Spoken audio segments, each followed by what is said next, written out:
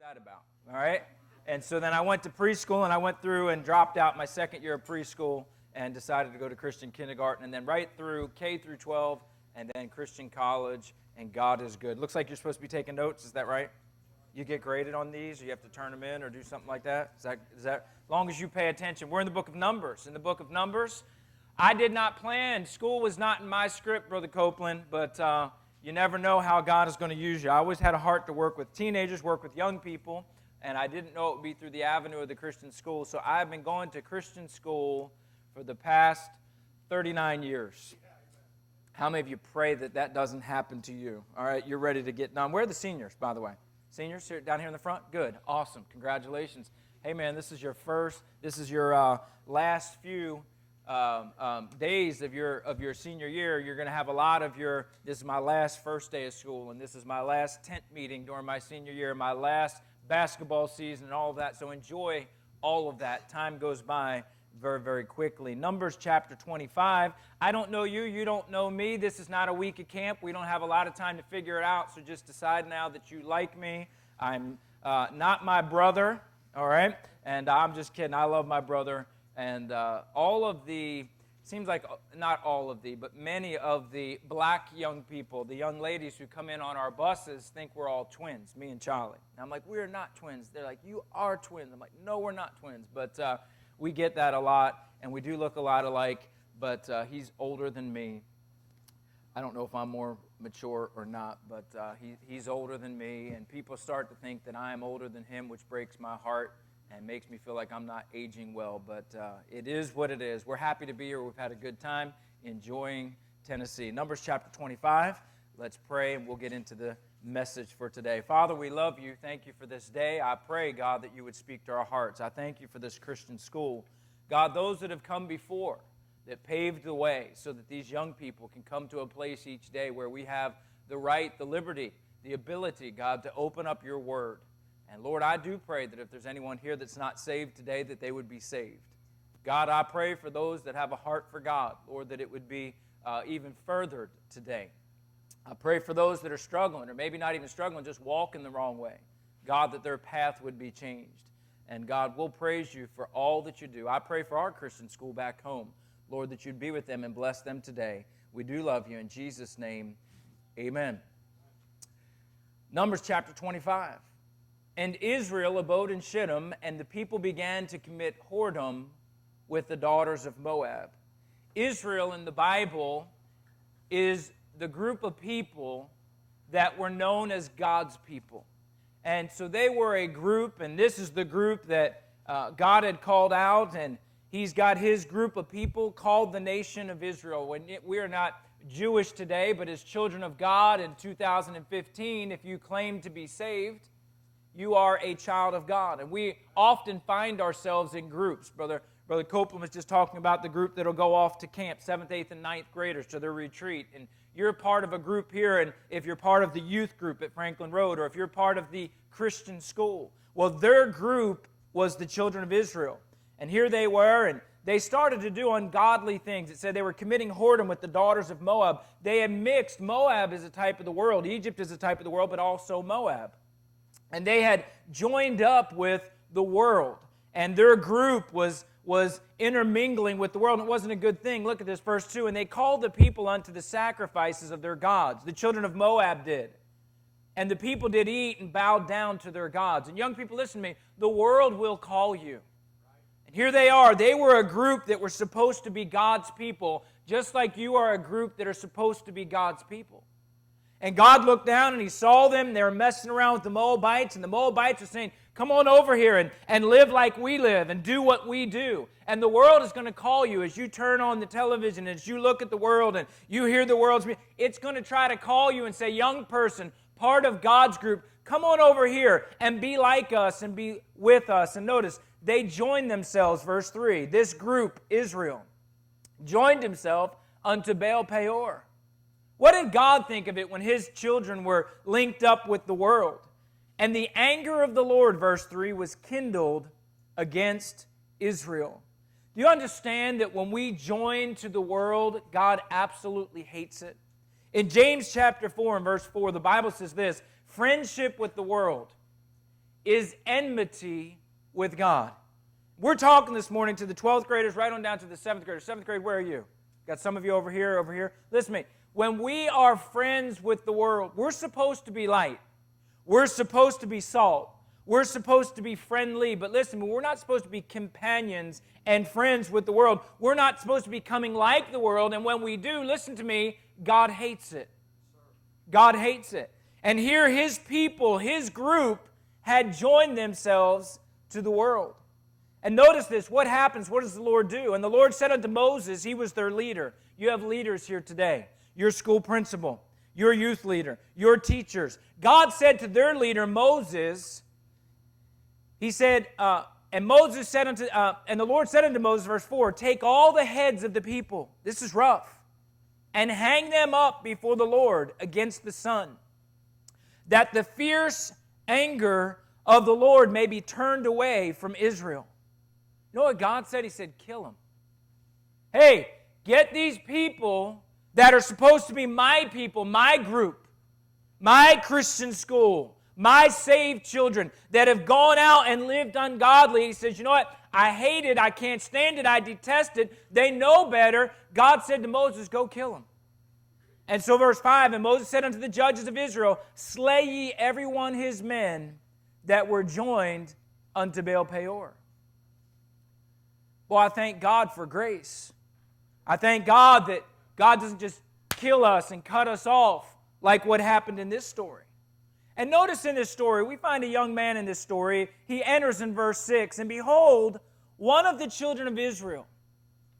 That was one from their group, one from their youth group, one from their Christian school, one from their church. One of the children of Israel, supposedly God's people, came, verse 6, and brought unto his brethren, that's the other young people in the group, a Midianitish woman, in the sight of Moses and in the sight of all the congregation of the children of Israel.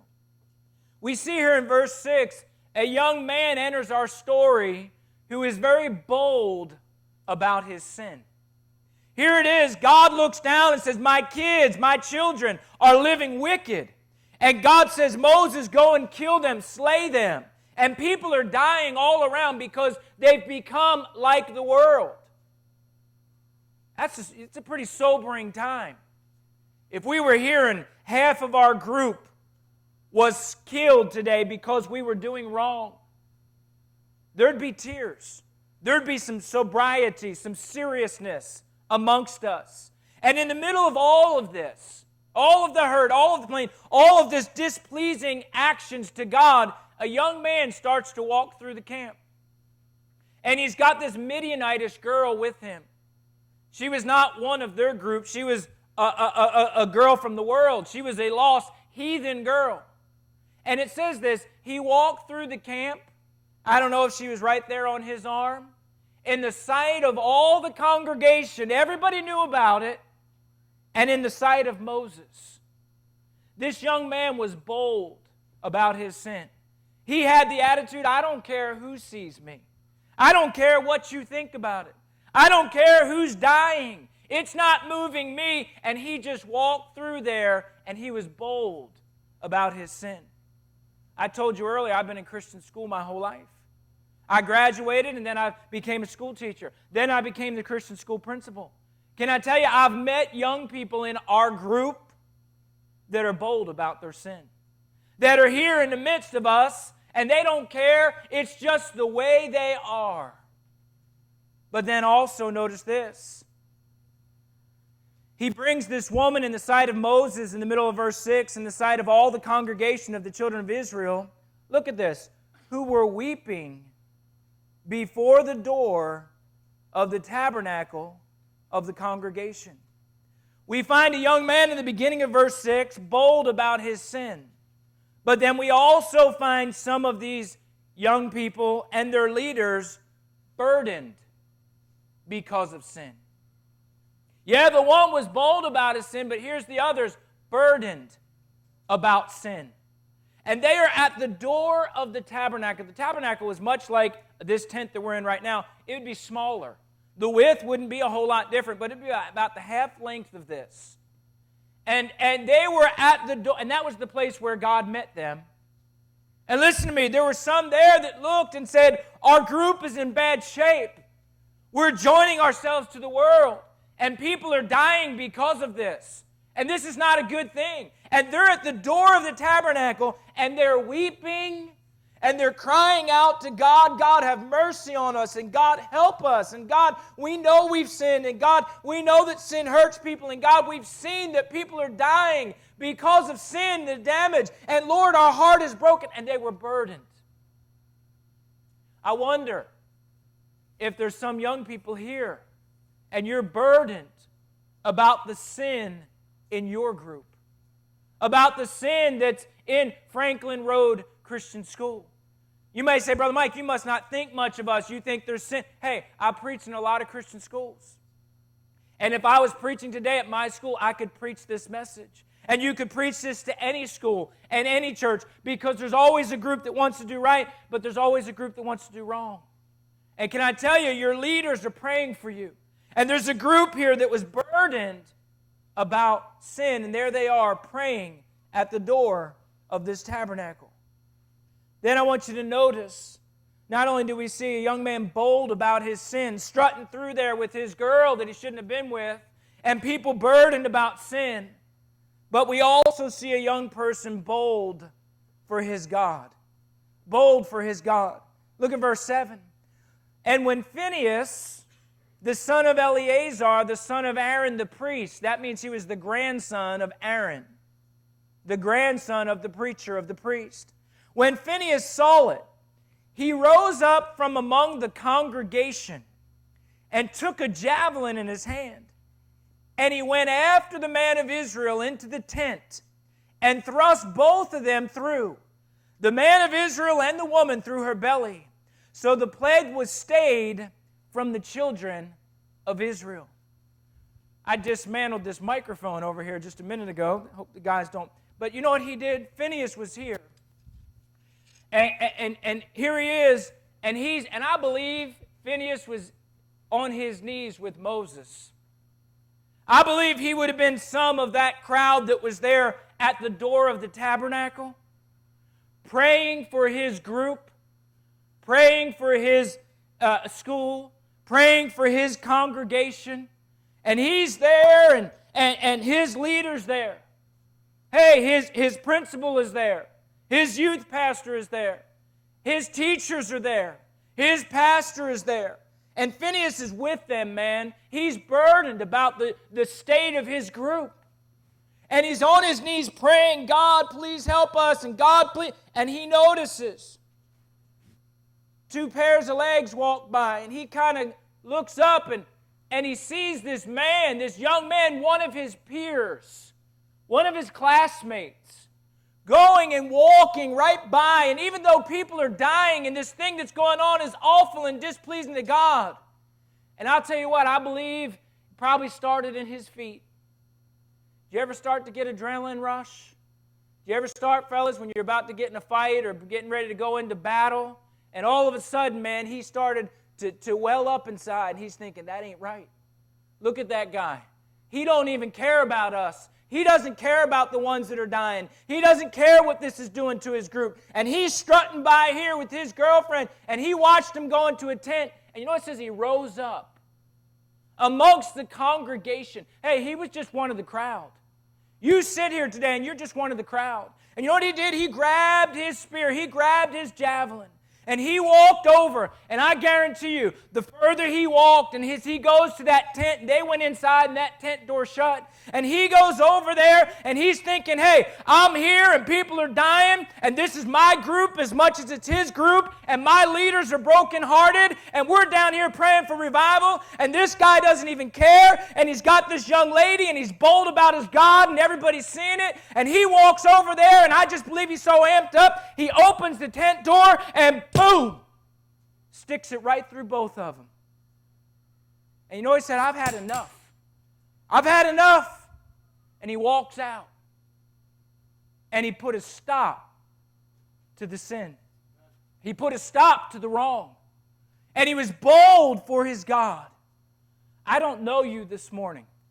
I walk in here today, I don't know who it is here that's bold about sin, and I don't know who it is that's bold about God, but I hope there's someone bold about their God in Franklin Road Christian School. I hope there's some young people burdened about the sin in your group. And you know what? Lots of times, man, people are afraid to step up.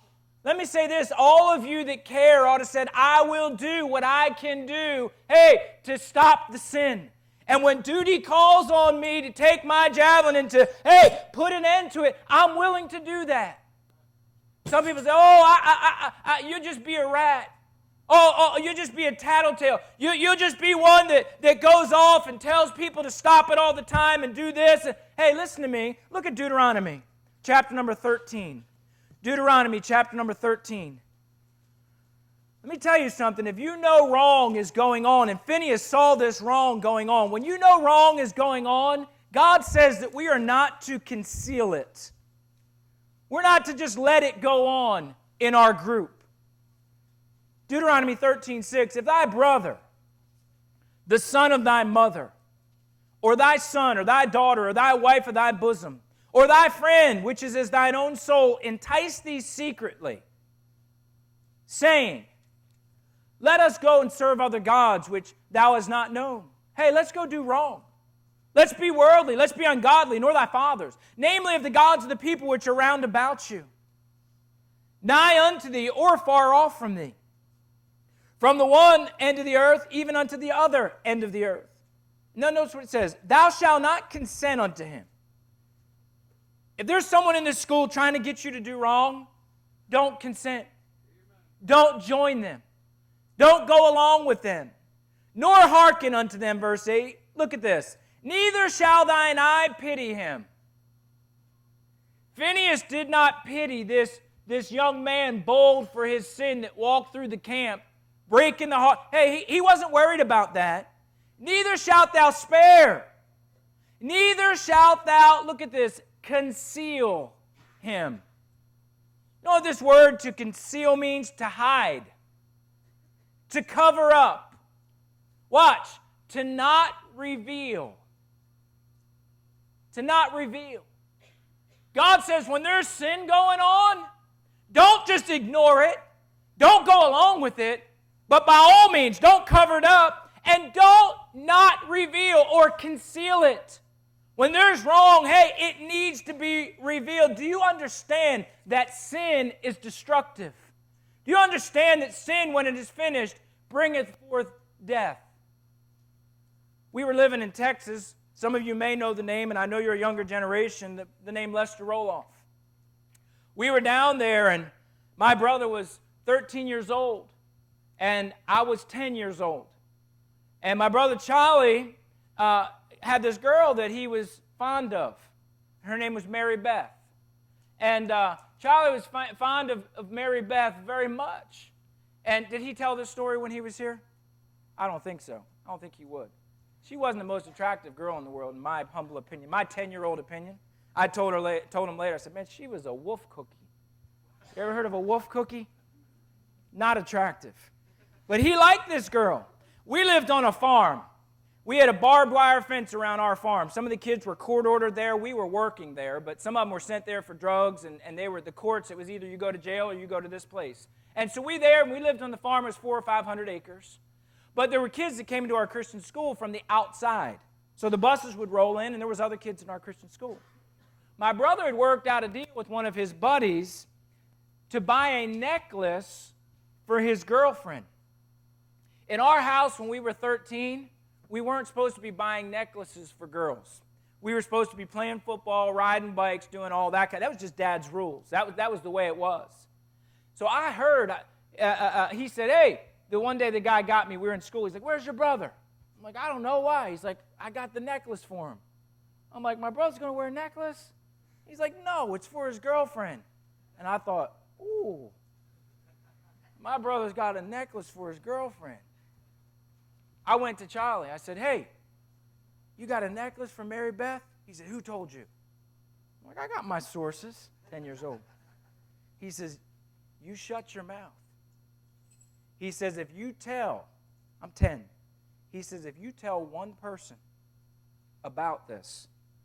He said, you won't have one friend on this whole farm. I'm 10 years old. I'm thinking, there's a fence around this place. We all live here together. There is no one else. If I have nobody on this farm who's my friend, I have no friends. So I looked at him. I said, you got it, man. You got it. Christmas came. Christmas went. I never heard anything else about it. It just happened. And I just let it go, man. Just, I ain't in it. I ain't in it. Month or two after Christmas, it's late January, early February, our phone rang. My dad answers the phone. It's our school principal. Hey, Brother Carter, how are you? Oh, really? When they start looking at you while they're talking, he did. No, I didn't know about it. And we're sitting on the couch Saturday morning. And he's looking at us and having his phone conversation and whatever. I'm thinking, who is in trouble? Hung up the phone. Dad looked at Charlie and said, did you get a necklace from Mary Beth? And I thought, oh, he is done. Oh, he's so done. And I'm sitting there, I'm like, man, thank God it wasn't me. He said, go to your room. Now, we lived in a trailer. The walls in the trailer are not very soundproof. He took Charlie into that front bedroom of the trailer and started whooping his behind. I mean, it was on. And it was just going and going and going. I mean, it was on and on and on. At one point, man, I'm hearing my brother just yell, ah! He said, Dad! No lie, if I'm lying, I'm dying. He said, Dad, shoot me, but don't hit me again. And I'm in the other room. I'm thinking, he might kill him. You ever been there before? I'm scared to death. And finally, the spanking was over. And Charlie walks out. You know, I'm thinking, whew, thank God it wasn't me. Dad looked at me. He said, Michael, did you know about this? And I'm like, oh. I said, yes, sir. And this is worse because I just listened to it for 20 minutes. He said, get in the bedroom. And I thought, I am done. And you know what Dad taught me on that morning? Hey, we don't cover up sin. Michael, you're not your brother's friend by covering up his sin. Because if there's sin in his life, he's not right with God, and sin when it's finished bringeth forth death, and you're no matter what anyone tells you or how afraid you may be, you're no friend when you cover up sin. He said, not in our house. And I said, yes, sir. Lesson learned. I'll be honest, Brother Copeland. I'll hear stories about things that will go wrong on a youth group or at school or on a trip. And I'm surprised by what sin our group at times gets involved in or does. But I am equally or more surprised by those who knew and said nothing. I'm blown away by that. I'm blown away by that. But that was not Phineas. Oh no, in our story, Mr. Phineas said, hey, here he is walking in front of me, and this sin is a cancer, and this sin kills, and I'm tired of my people, my group, being killed for this and dying for this, and I know that it's like a cancer. And Phineas said, I will not cower. I will not be afraid. And he walked over there with the burden and bold for his God, and he did what he could to put a stop to the sin.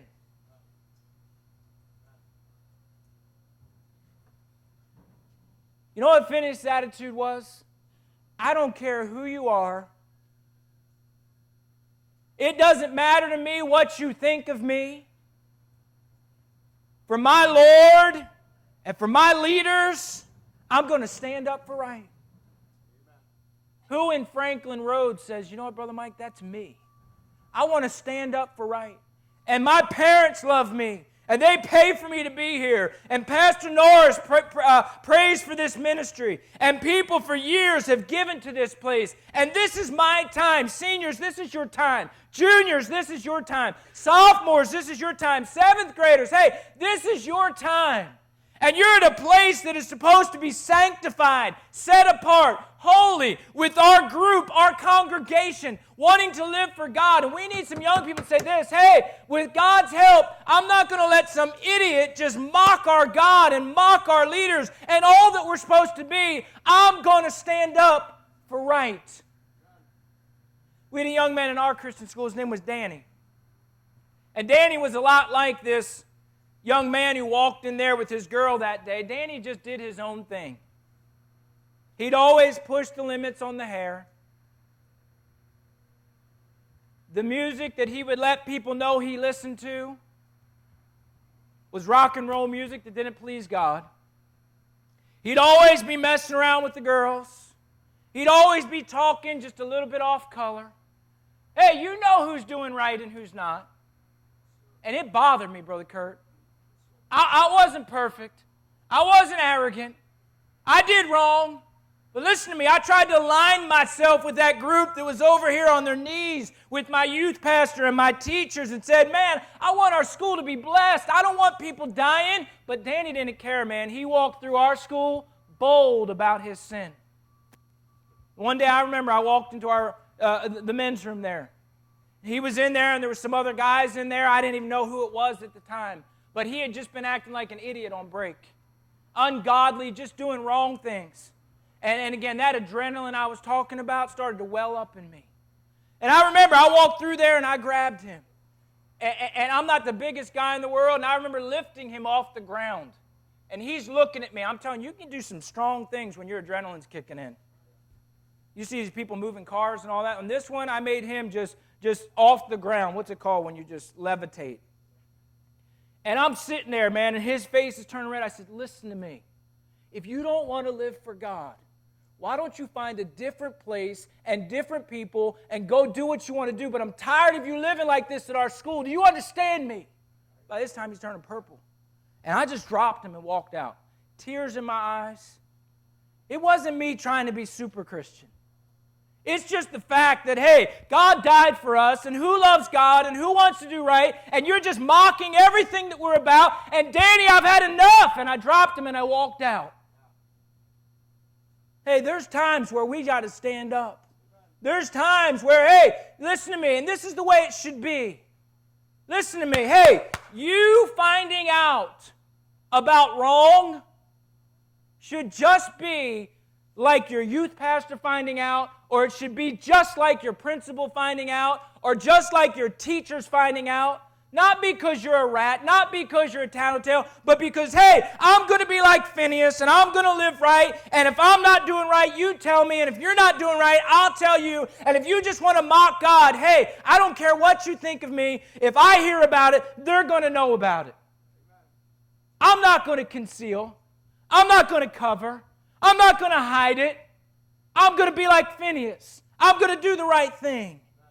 I asked a young man a while back who was in our Christian school, a good guy, his name was Marty. I said, Marty, tell me, who in our school is phony? Who in our school is the real deal? And you can kind of figure out what junk is going on.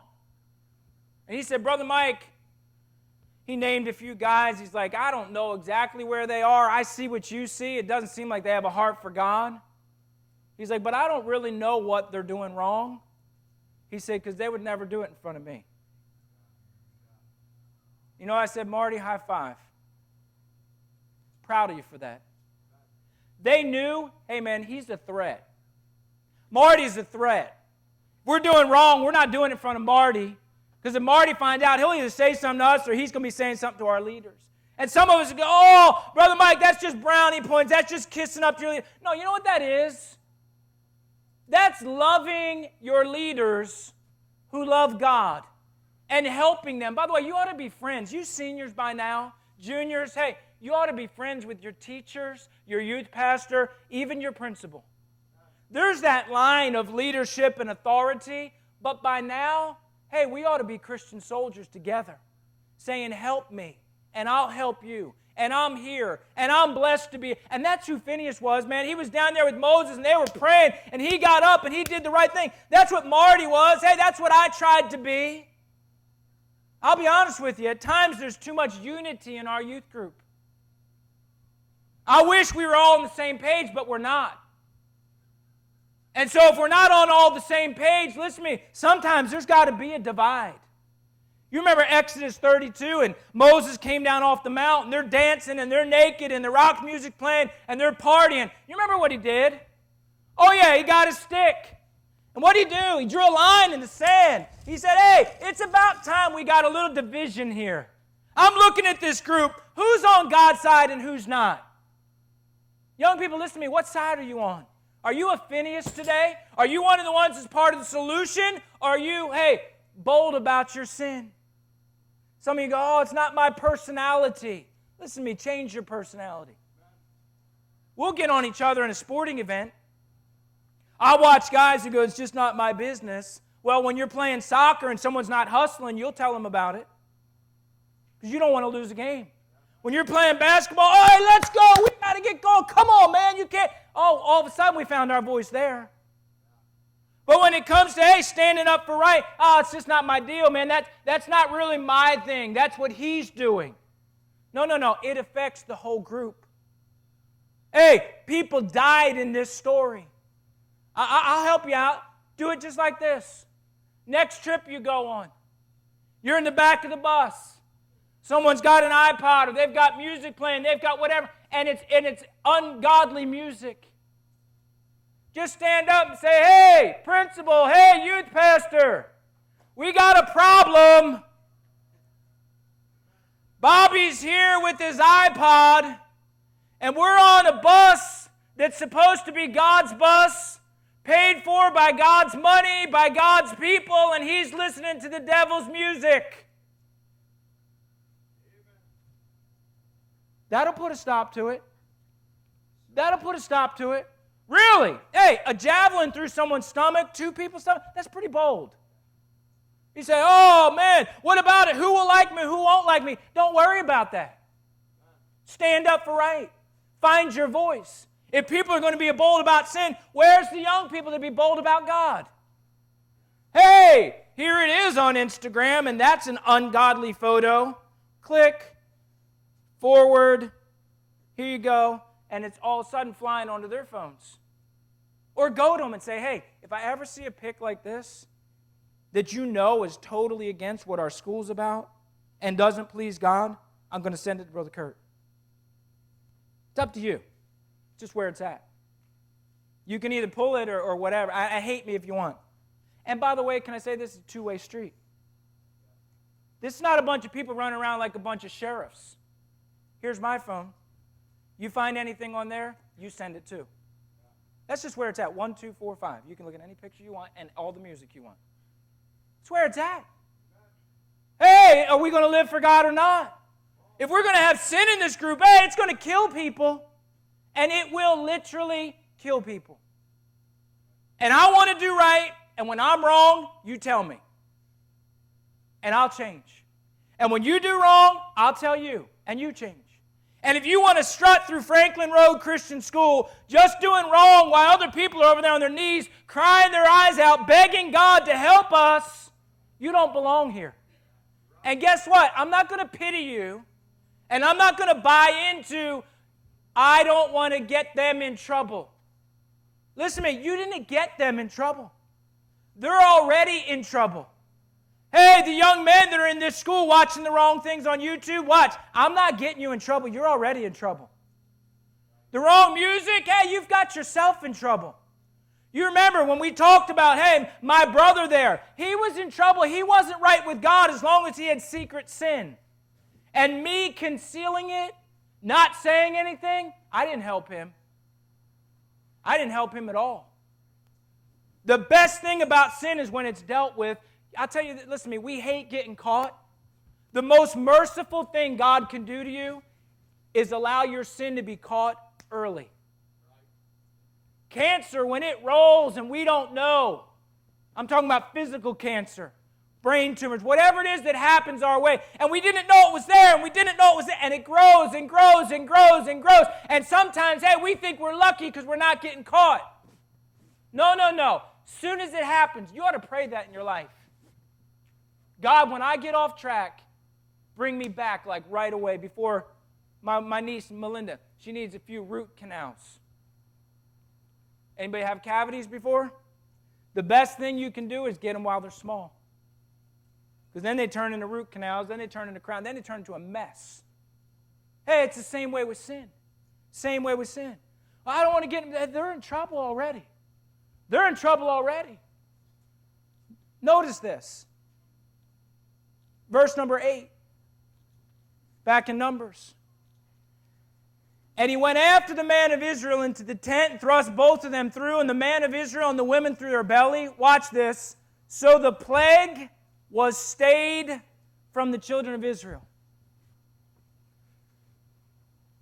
You know what Phinehas did? He saved lives.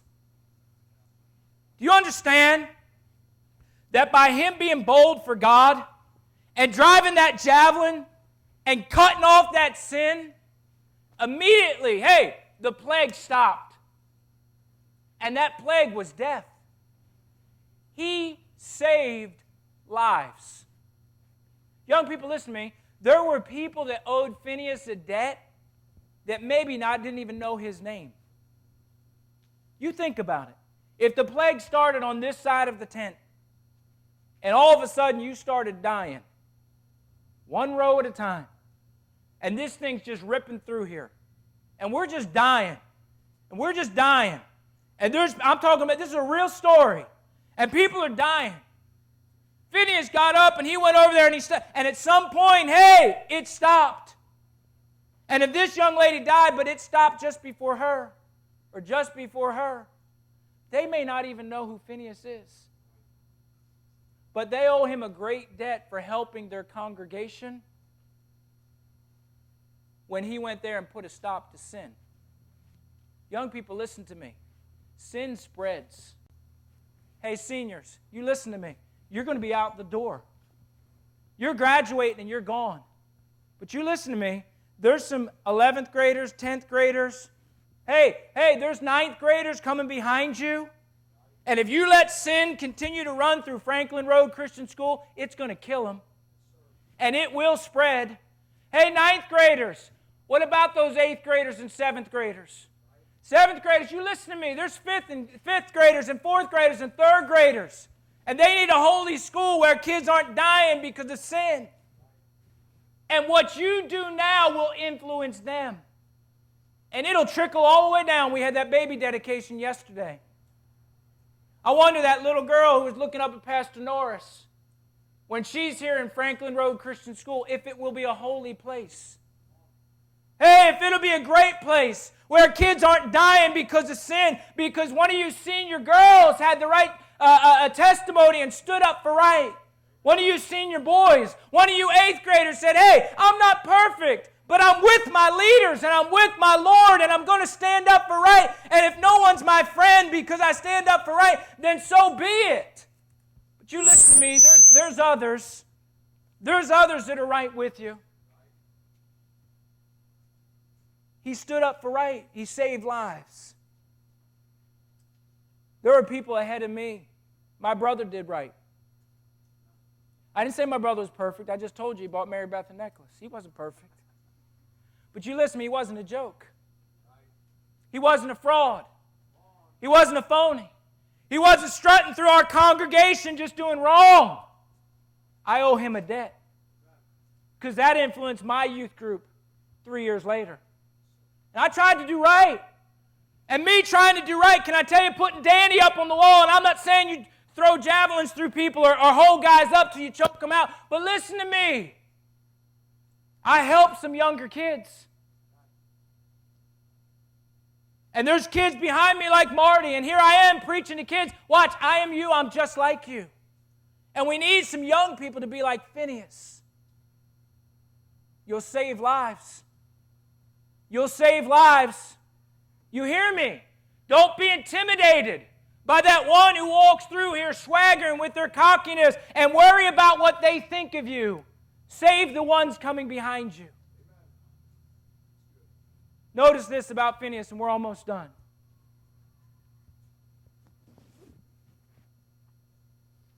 I didn't mention it. It could have been difficult for him to stand up for right. Notice who these were.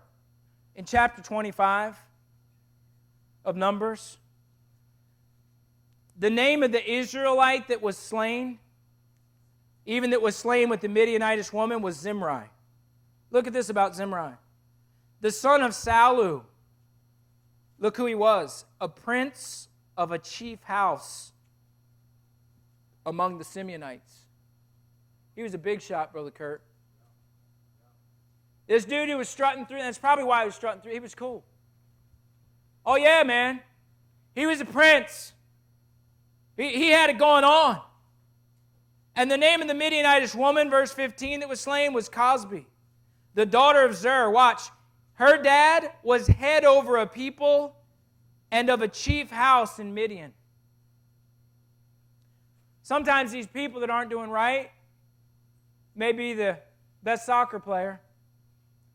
They may, by the way, the best soccer player, I pray to God, he loves God and preaches the Word of God. I don't even know who you are. Maybe the pretty girls may have the nicest car.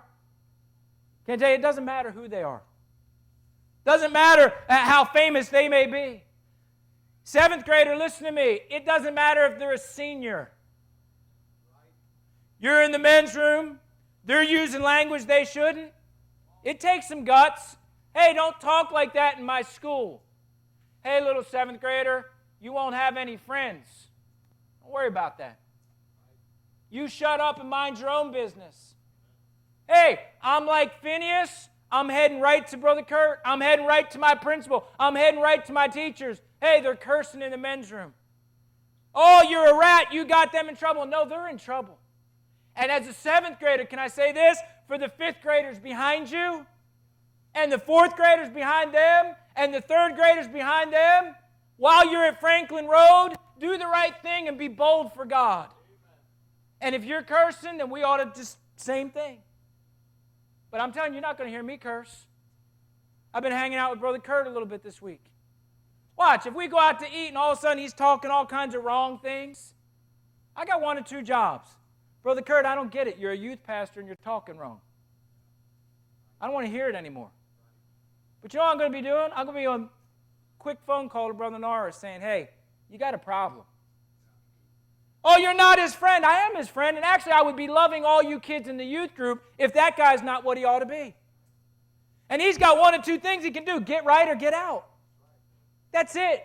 That's the way it is in our group. Hey, that's live for God or don't. That's draw a line in the sand. Hey, get in or get out. It's where it's at.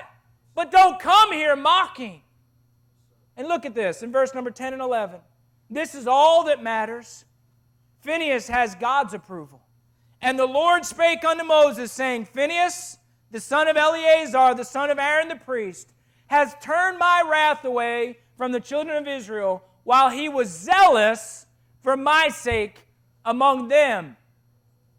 You know what God said? Phinehas, good job, boy. I know they were more famous than you. I know they were more popular than you. I know you're over here with your leaders with the broken heart, but you didn't put up with the junk. You actually put a stop to it. I'm proud of you for that. Young people, listen to me. That's you, 7th grader. That's you, 8th grader. That's you, big brother.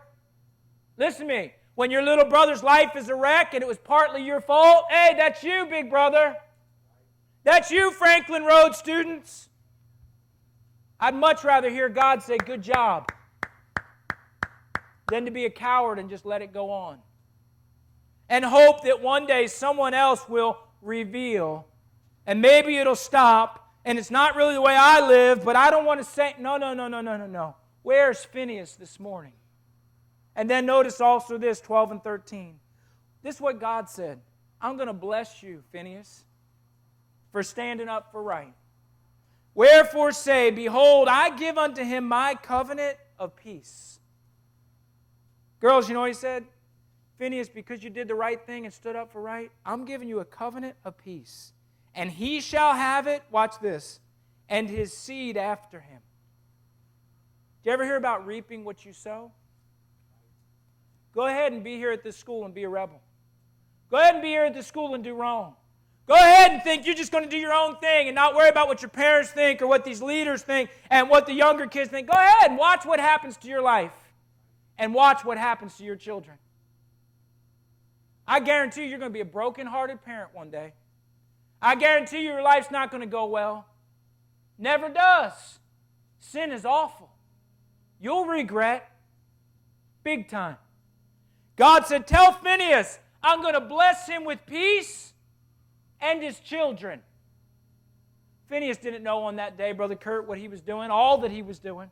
He knew it was his time. He knew he couldn't sit there and watch this mockery. But he had no idea that by going over there with that spear and sticking it through and putting an end to sin, that he was going to have God's blessing and favor on his life, and watch me, and on his children that were not even born. God says, I'm going to bless you because of who your dad is and what he did. Who your mom is and how she did right while she was there. Young people, listen to me. I'm all for love and grace. I'll be honest, I was in the hotel room and this is not what I planned to preach, wanted to preach, and I don't even know you. Maybe that's a good person to preach to you about this. I got nobody in mind, not one of you in mind. No one. And God kept saying, preach this. Preach this. I said, all right, Lord. I'm all for grace and mercy. I'm not a mean guy. You mess up, man, so do I. Let's pray about it. Let's go on. I love you. But listen to me. If we're all headed this way and you're headed that way, find another school. Find another school. It's not where you belong. And those of you that are headed in the right way, and you've got these people going the other way, and their talk and their actions and their deeds and their music and their movies and all this stuff is wrong, hey, they're going to negatively impact your group. People are going to die because of that. You know what you need to do? You need to stop and say, hey, hang on. I know you're going that way. It needs to stop now. Or I'm going to tell someone that will stop it. Don't pity them. Stand up for right. God will, young man. Hey. Young ladies, God will. And you'll be blessed for it. And there's kids in 1st, 2nd, 3rd grade that will one day say, thank you. Thank you. Thank you for stopping it. And you can stop that plague. Look, if you would, last verse, Psalm 106. You don't expect a story from Numbers to be mentioned in the book of Psalms, but it is. If someone would come to the piano, whoever plays our invitation song, look at Psalm 106 if you would, and verse number 30. 29. Thus they provoked him to anger. Hey, think about our group. Everybody look here. Think about our group. Is there anything in Franklin Road Christian School that's provoking him to anger? Provoking God, that God's not happy with it all. That's what they were doing. They provoked him to anger with their inventions, the wickedness they were doing. And the plague break in upon them. It's a story we read back in Numbers. But watch this. Then stood up Phineas. There was one young man amongst the congregation. He wasn't the youth pastor. He wasn't the principal. He wasn't the teacher. And you know what he did? He stood up. So that's enough. It's enough. We're going to do right. And he went and he put a stop to the sin. Where are the young people of Franklin Road Christian School that would say, for my Lord, for my leaders, who I love dearly, who work for less than they should, to be my teacher, to be my youth pastor, to be my principal, for my Lord, for my leader, for my loved ones, my parents, and listen to me, and for the little ones coming behind me, I'm going to stand up. Then Phineas stood up. You can start to play a song of invitation. Where you are right now, I wonder how many of you would stand up this morning, right where you are, and say, Brother Mike, I'm in. I'm not perfect. I've got my problems, and when I do, I want to fix them. But while I'm here, with God's help, I want to be a Phineas. Would you stand this morning, wherever you are? And don't